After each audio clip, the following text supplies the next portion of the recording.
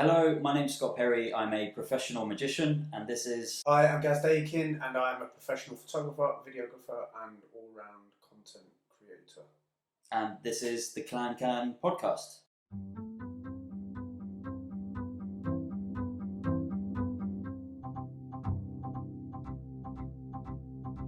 Thank you for joining us. Today's episode is about how to nail a project. Yeah, I'm really looking forward to this episode because this is what I use, my practical guide when I'm struggling and right at the beginning of any project. And I'll tell you, I'm really looking forward to this episode also because this was your topic of choice. And I don't have much to contribute, so I'm looking forward to learning everything about nailing a project. Well, I think it's, I'm sure you'll find. Let's. I think it's important to start clear, right? Mm. So, what kind of projects are you talking about? Anything. Or are we talking about? Anything. And so it doesn't. It can be renovating your kitchen. Absolutely. Or just any project. Doesn't have to be professional. Can be making the wall in your garden, making I don't know, an indoor vegetable patch. That's what I believe anyway.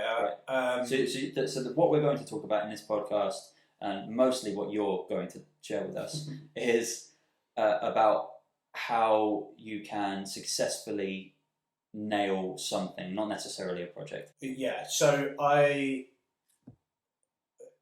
anything that you can, that has a process, you can put this practical method to.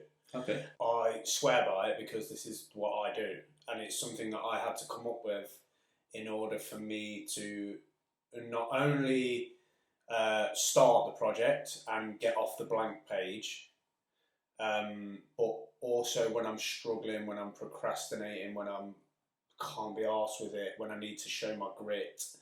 This is something that I refer back to and work my way through in order for me to move on. Okay, so me and all of the listeners and watchers, we have our project. Yeah. We've got it in our portfolio. We're ready to chat about it and get cracking. What's step one? So first things first, before you do anything, before you step on to number one, there's a pre thing that you need to work through, and it's just a question or a couple of questions, and it mainly is, who is it for? So who's going to see it, who's going to use it, where is it going, and what value do they get? Who is it for? Who is the whole thing for? So a deep dive into the 5 whys, right? Who, why, what, when, how. Kind of, yeah. But H isn't the Y. Anyway, you get the point. I can't remember the 5 whys, but kind of, but just ultimately just get into your head, who is this for? So for me, for example, I'll be like, who is this video for? Who is going to be seeing it? Who's using it? Yeah. Where is it going? And what value will that person get from it? So if I'm creating a video for a coffee shop, for example, that are going to use it for promotion on their Instagram stories, then it's for their customers, but it's also for the coffee shop. So I'm getting in my head exactly what this project is about. Mm-hmm.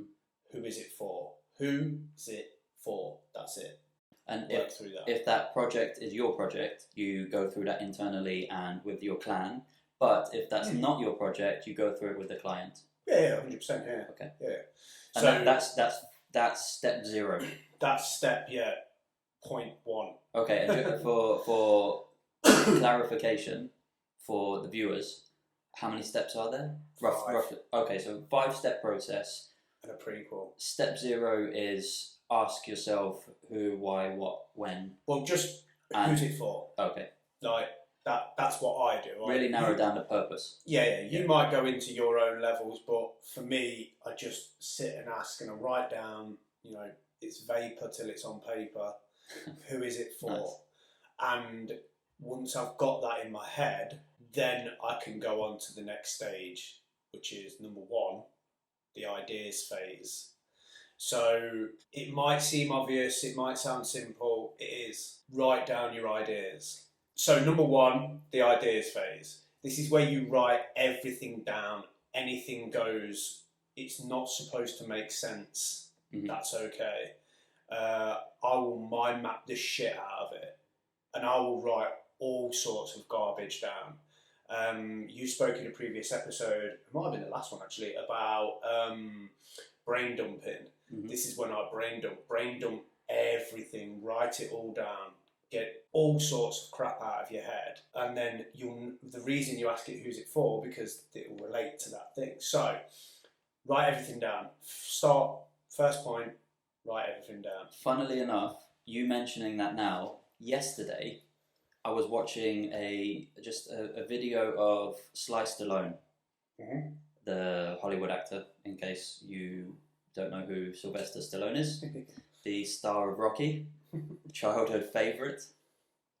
He literally had his mobile phone, and people had written some questions for him on Instagram or something, and he did like this 30-minute Instagram live with his wife in the background saying, Sly, we've got dinner ready. And I just, to see him in his everyday life is interesting anyway. But one of the questions was about how do you know when you're working on a good script? How do you know when you have a good movie? And he was saying that the most he's ever made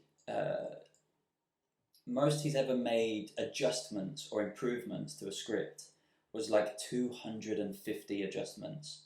So his advice was exactly the same as what you're saying, that when you come out with your initial ideas, they're probably going to be horrible. Yeah. But just get them on the page, and then at least you have starting blocks that you can build on. And you know going into it that first phase, that first draft is going to be horrible and not your final product. And the thing is, it's not even a draft. It's obviously a script. That's fine. But this is literally just putting everything down, right? Random stuff. It might be, so from my experience, my perspective, it might be transitions that I'm thinking that might work. It might be certain cuts that I think will work. What colours am I going to use?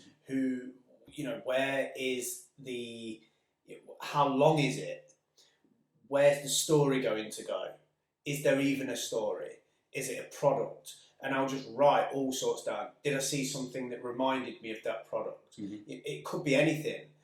And then, we shit you not, this was not scripted, but it kind of flows from Sly Stallone, because the next phase and the next thing I do is the narrative phase. Really? So I will take my ideas that I've just got down on my mind map, and I will write a story. I will literally write a short story, that complete fiction.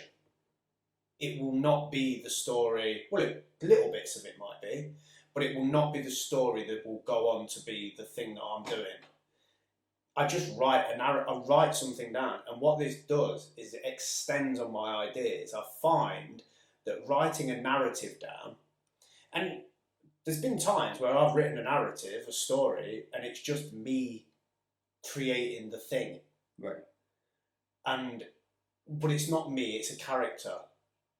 So it might be, I've literally gone to the shops before and walked back and saw something on the way back, and then that's gone into, honestly, go so crazy, go mental. If somebody reads some of my things that I create as my narrative, they might even look at it and think there's something wrong with this guy. Because it's literally, it's not about creating a story, it's about extending on the ideas, the randomness that you've just put down. Now let's extend on it. Completely agree. I will. So first of all, I will try to go through my YouTube history and find that video of Sly Stallone, and I'll stick it in the video description in the podcast notes. But also, strangely enough, you say about this not being scripted, and generally our episodes so far have had a theme, but nothing has been scripted. So this is kind of weird as well. The fact that I think it was an episode of not overthinking the podcast, which again I'll leave a link. But in the last episode that I listened to, they gave this analogy No, actually, I think it was. I think it was a real life story of a woman who couldn't write as much as she needed to because she was very direct and to the point. So she was a university student, and her tutor, her lecturer, said you need to do 20,000 words or whatever, PhD, or it was a serious piece of work that she had to do, and she had serious writer's block. She just couldn't get stuck into it. Yeah. But he said, narrow it down. So he first of all he said narrow it down to the country. So he said United States. She came back to the next lesson. It's still too overbearing. I still can't get details. I can't extract details from that. Yeah. So he said, okay, narrow it down to a city, and then he narrowed it down to a building in a town that they lived, and then he said, go to this building, and I want you to start with the bricks. And I want you to look at the brick number 1 in the top corner, and I want you to write about that brick. And then I want you to write about brick number 2 and brick number 3, all the way along until you've written about 1,000 bricks. And that cured her mental block on the subject. And that's essentially what you're talking about. Absolutely. You're saying break it down into bricks and just pile those bricks on top of the building. Make that building, and then you can start to carve it out in the same way that a painting starts with a single stroke. Yeah. And then you build it up, and you build it up with more and more strokes. And you've touched on that perfectly, because ultimately, when I'm a bit stuck or I'm distracted or I'm thinking I can go back to this, sometimes I'll write another narrative. Sometimes I'll write another story, and again, there'll always be characters. So if I am creating something that has actually got a story to it, if I'm struggling or I'm procrastinating or I'm distracted, I can go back to a narrative. So sometimes I will just write characters down, and it might be creating the thing that I'm creating, or actually what it might be is if there's an actual story that I'm doing. So if it's a product, if it's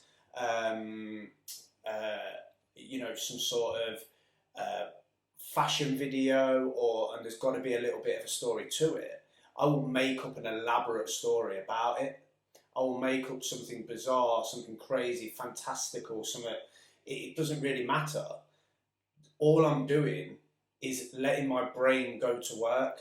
I'm letting my brain kick in with some sort of, like I said, most of the time it's craziness, but I might be able to pick something from it, or something will come in and I'll notice it, and that will be used in the next bit. Yeah, you're using your brain how it should be used naturally. You're completely allowing yourself to explore the creativity, no matter how ridiculous it might be. And we've spoken about before, not on the podcast, but we've spoken about before the level of flow and using flow and that philosophy, and it literally puts you into that. It makes you get into it. It makes you go. You can have some fun with it.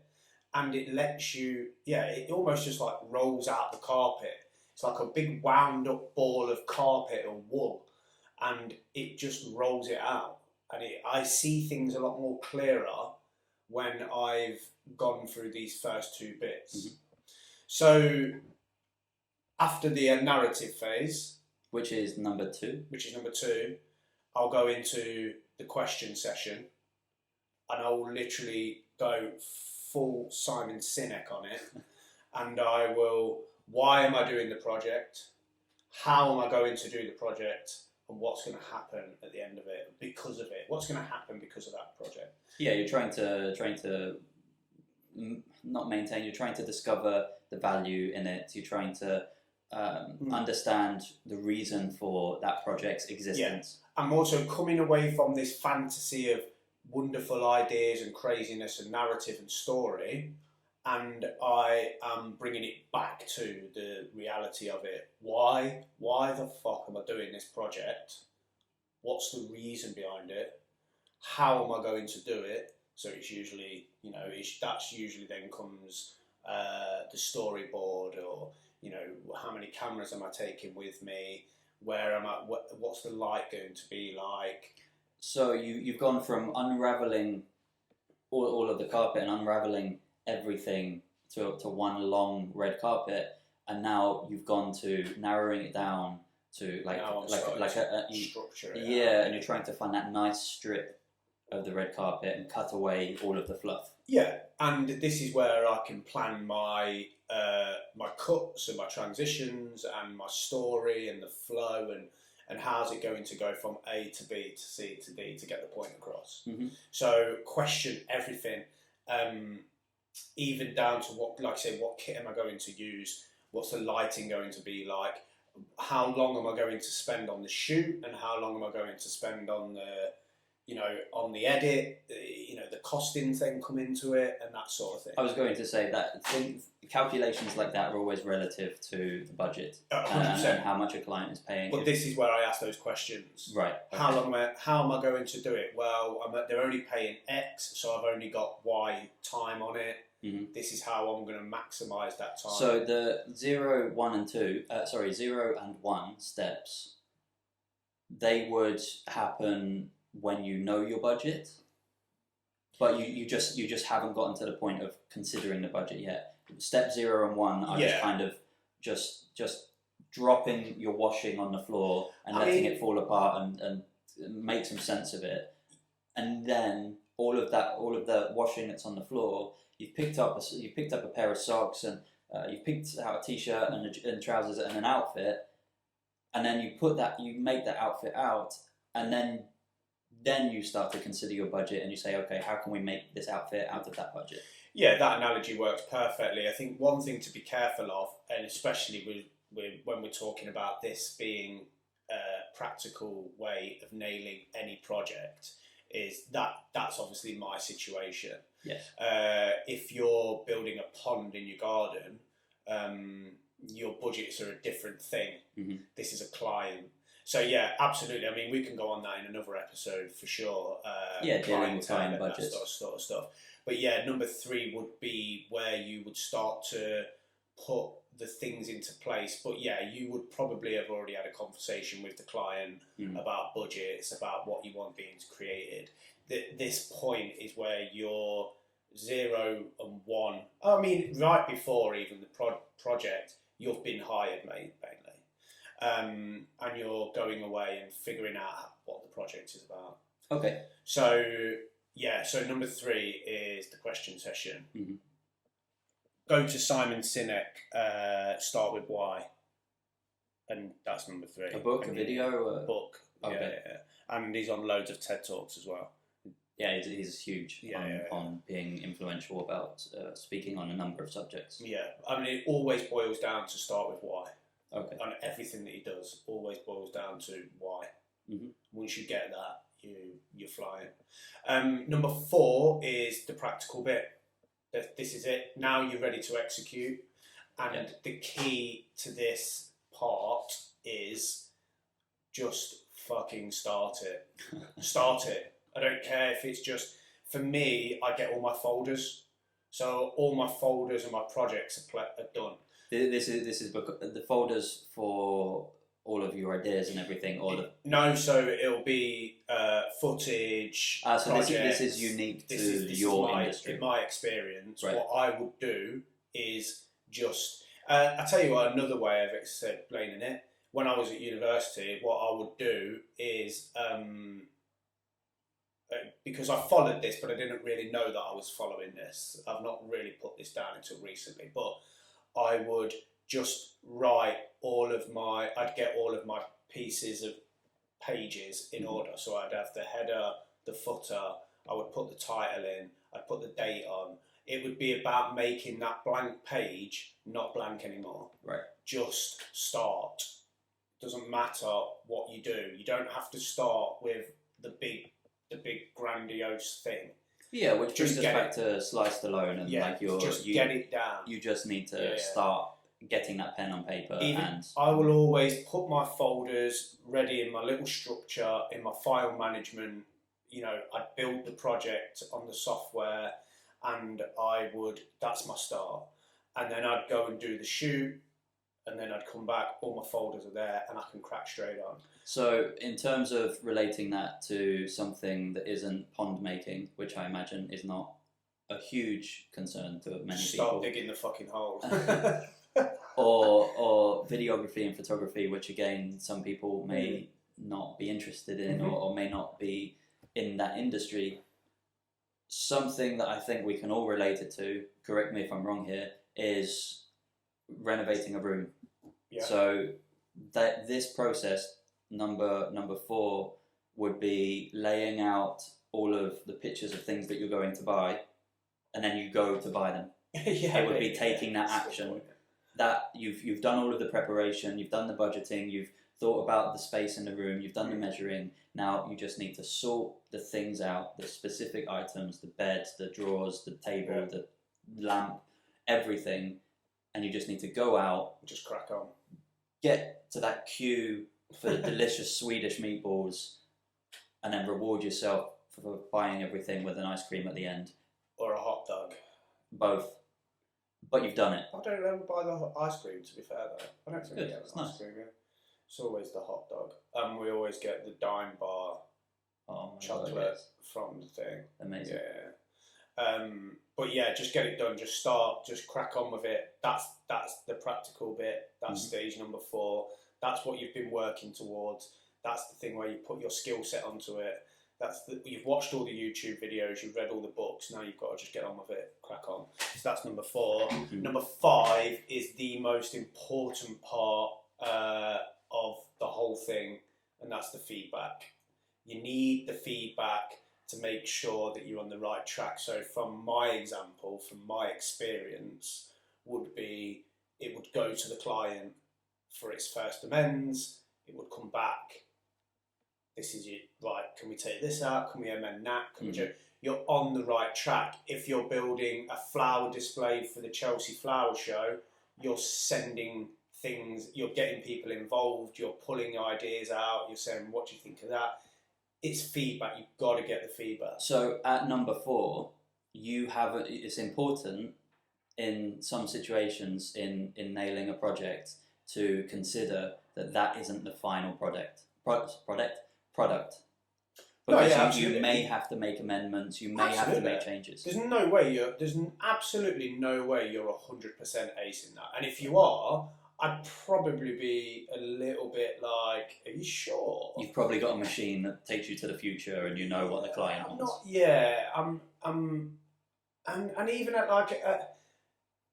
I think, well, I've never had a situation where I've sent a video and it's 100% right. Yeah. The only time I've had those situations is when I've done people a favour, I think, or I've done some work for free, and that person's probably thinking, I don't really want to go to him and say change that because he's done me a favour, he's done it for free, and I completely understand that. But I would push for the feedback. You know, is there anything that I can do better? Is that, you know, we work together, and you will straight away go, this, and this. Change that, take that out. I'm not sure I want that there. This could be better, that could be better. Let's make this quicker. And it's don't get me wrong, I hate feedback.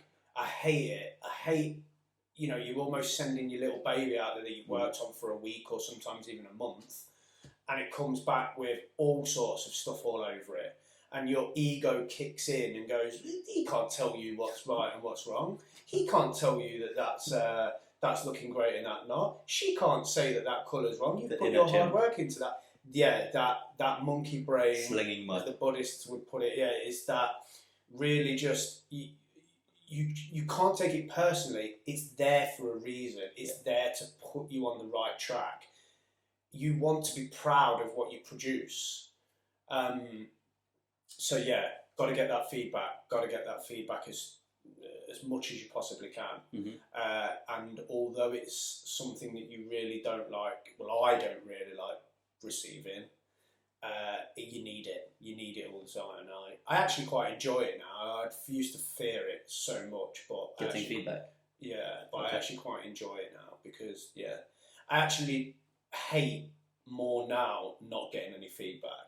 Being ghosted and just likewise. I think it's real ignorant, and I think if you're not giving people feedback or you choose to ignore it when people ask you, then I think you're a bit of a tit. I find that often receiving feedback before you've asked for it, when we're talking about professionally now, because I've been quite fortunate. I've worked with some quite high profile people, quite wealthy people who aren't famous at all, but like exceedingly wealthy, and I can always tell a little bit of their character. Because some people will make the effort to email me the next day and say, "Hey Scott, just a quick email. All of our guests really enjoyed, what you showed them. They've been taking pictures. They're still talking about it the day after. They'll probably still be talking about it however long after. And we'll keep you in mind for the next event that we have coming up as well." So I think that says a lot about someone when we're talking professionally about someone that you may really want to stay in touch with because they're a good person to work with in future projects as well. And that's a really good point. Just to highlight that there are different types of feedback, because the feedback that in the entertainment industry, like you are, that feedback is vital. One, for confidence to going into the next gig. Two, like you say, if that person is keeping you in mind, it's more work. So that feedback is pivotal and vital. I think and also the last thing you want to hear as an entertainer is, "Man, you were not very good tonight." Yeah, you suck.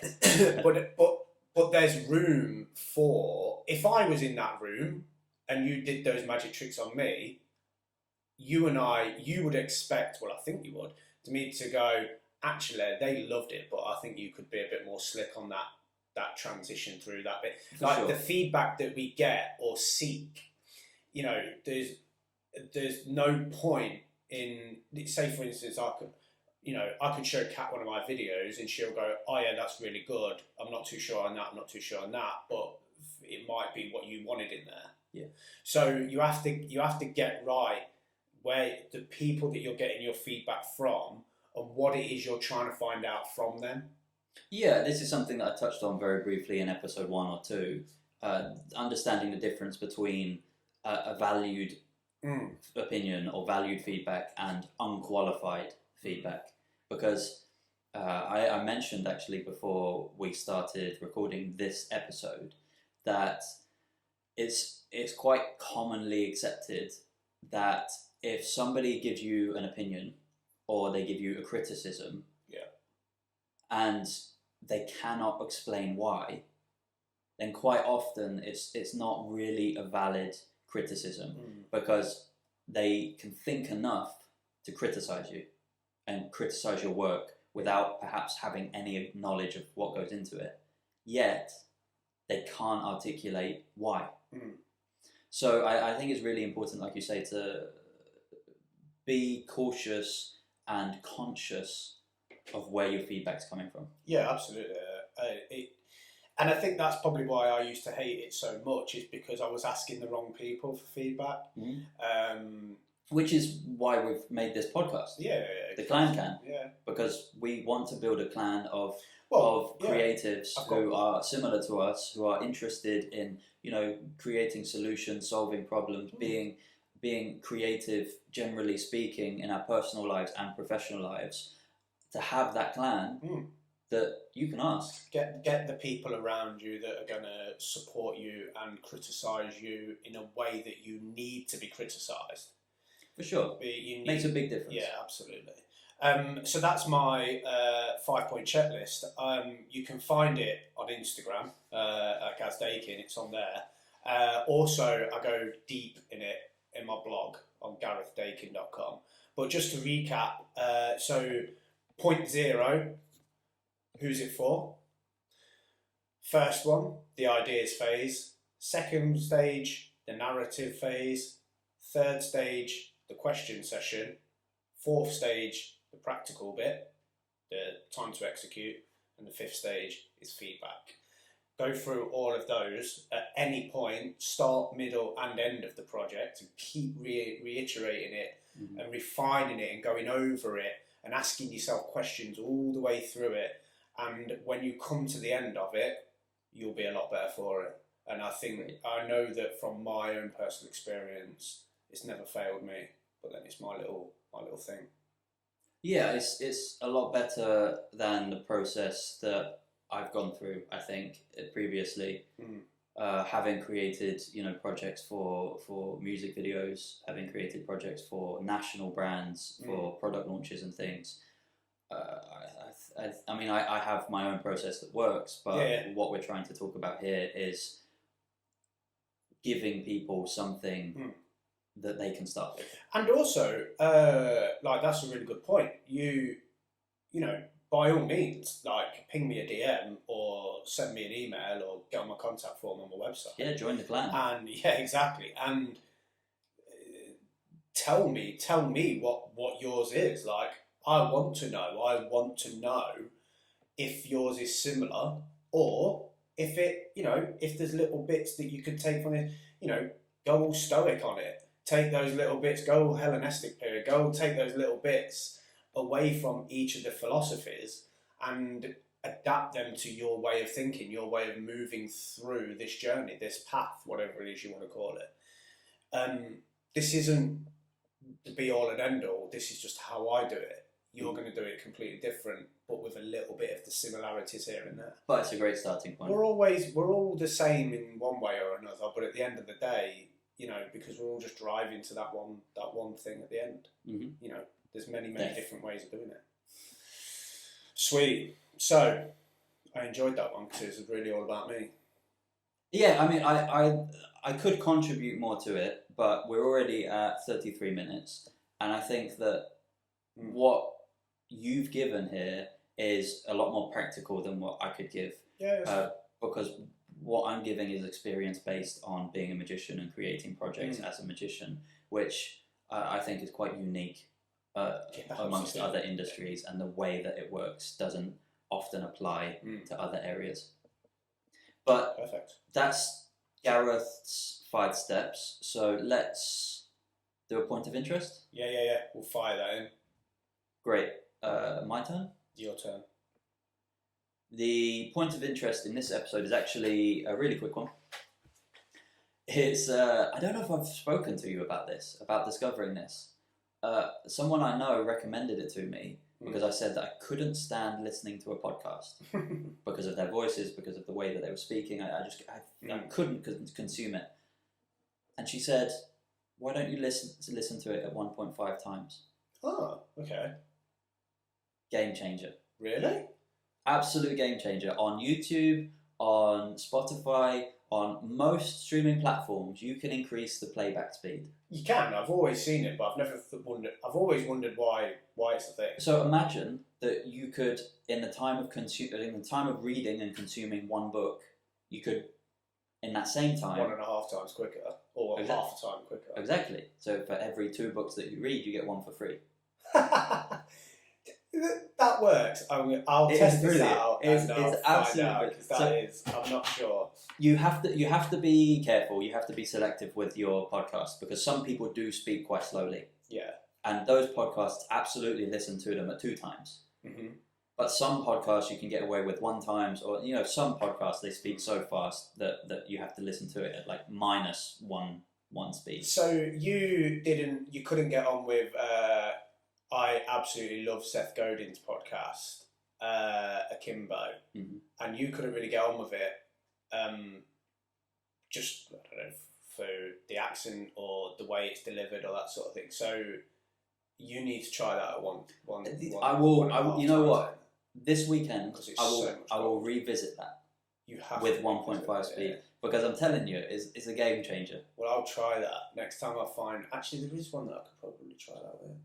Yeah, I'll try that with, and I'll come back to you on that, because that's really interesting. Because I have always wondered why would anybody want to listen to it faster than what it is? Like, just seems odd to me. But yeah. Yeah, and I do it with a lot of things now. So there's a magic shop. It's called Prop Dog Magic, one of the best magic shops in the world. Yeah. And every Friday they do a Prop Dog Live on their Facebook page, and then they upload it to YouTube. And usually it's an hour to 2 hours long. Yeah. So, do I want to consume that over 2 hours? or do I want to consume the same content over 1 hour? It's the super valid point. I completely get where you're coming from. Right. Yeah, I have never. That's quite. And you can all DM me saying thank you. Yeah, all right, we'll do that. So this episode took a slightly different turn. It was super practical because I just gave my 5 points. And we've kind of done the point of interest sort of at the end, really. And yeah, I have got to go training, so true. So that's it. We could wrap that up. Yeah, we'll say that that's the final episode in the pilot series. Yeah, and we'll gain feedback. Exactly, and then revisit step 4. Yeah. And hopefully you found some of this conversation useful and insightful and interesting. Maybe you had to listen to it at 1.5 speed. And hopefully, let us know if that was easier, better. Yeah. Let us know if we need to speak faster. We'll just post it at 1.5 speed if you want. Well, we can start speaking at 1.5 speed and then see how people can understand the conversation like that. Brilliant. So yeah, that was great. Yes, we'll be back for number 5 with a little bit more feedback on tone. Yeah, we'll take everything on board and we'll keep pushing this out to a few of our contacts and a few different people and see what the general consensus is. If you come across it, let us know what you think. Yeah, please do. If you happen to just randomly stumble upon this podcast in the back end of 2020, because if you're just now stumbling across this episode, listening to us now in 2022, you could be. It's probably not valid. And with either given up or become sensations. Yeah, that would be amazing. If someone gets onto us, if you get onto us in 2022, having genuinely just discovered the this, chances are we're probably still doing it. If you're in 2022 and you're only just listening to this, I'll buy you something or give you something that we've probably acquired from somewhere down the line. But yeah, we'll something 3D printed. That's great. Awesome. I think that's over there actually. Yeah. Sweet. Right. So yeah, see you next time. See you out. Nice.